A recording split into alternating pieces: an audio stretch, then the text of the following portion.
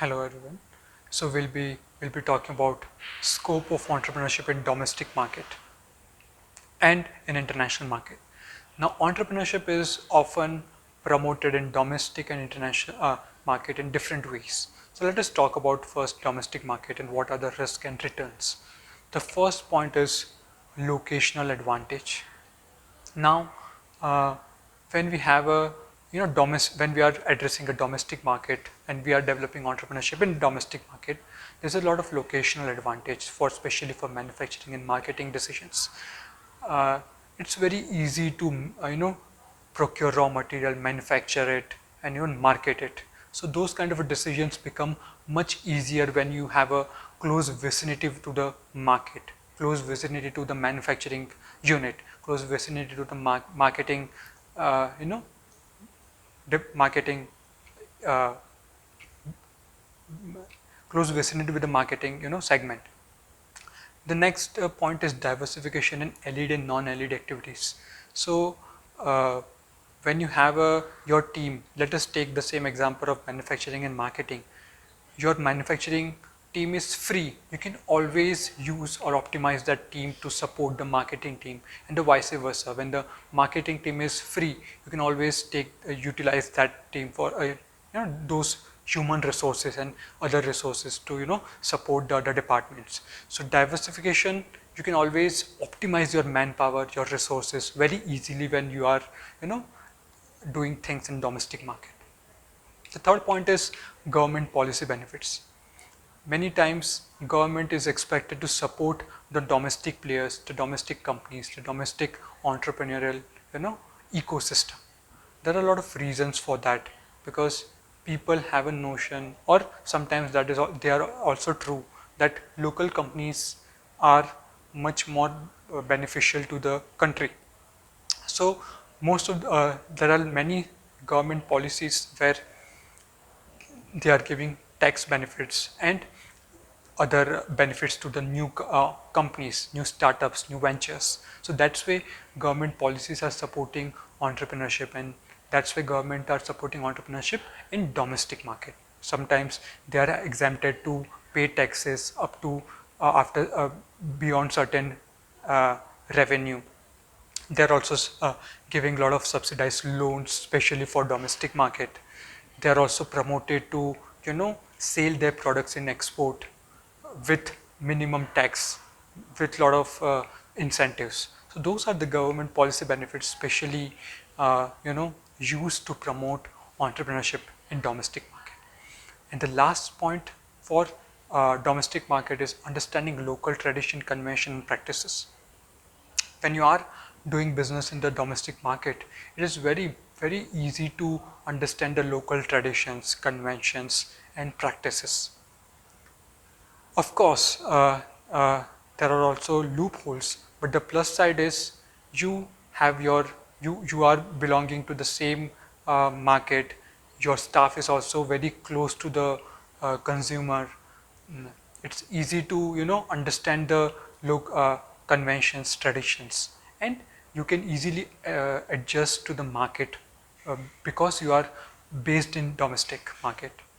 So that's a very important point where you can easily understand traditions, conventions, and practices. When we're talking about global market, the first point is production cost in foreign. So a lot of MNCs having their manufacturing units in abroad. So when you operate that kind of manufacturing units, you incur a high production cost. Uh, this because you don't understand the convention practices, sometimes it takes time to understand that. You also have to follow the minimum wage criteria to the foreign companies. You have some policies which are not so favorable to run those kind of abroad production units. So those are the kind of reasons. Most of the times production cost becomes very high when you are trying to you know do manufacturing, or you try to do the entrepreneurship in global market. The second point is benefit of global subsidiary branch. The high production cost was a negative side, but when we talk about a global subsidiary branch, you, with your very minimum staff, you can always have, you know, dealing with your client base over in that country or in that region. That's a benefit. So global subsidiary branch with minimum staff, you can optimize that staff to provide services to your client. And a lot of MNC companies like Tata, Amazon, Google, all those companies are doing the same thing. They always have a subsidiary branch in different countries, and there's a benefit of that branch. They can provide service support. They can, you know, understand the market through that branch, and and they can easily expand gradually. The third point is adopting foreign technology. When you are doing entrepreneurship in global market, or you are promoting entrepreneurship in global market, you can easily adopt to foreign technology.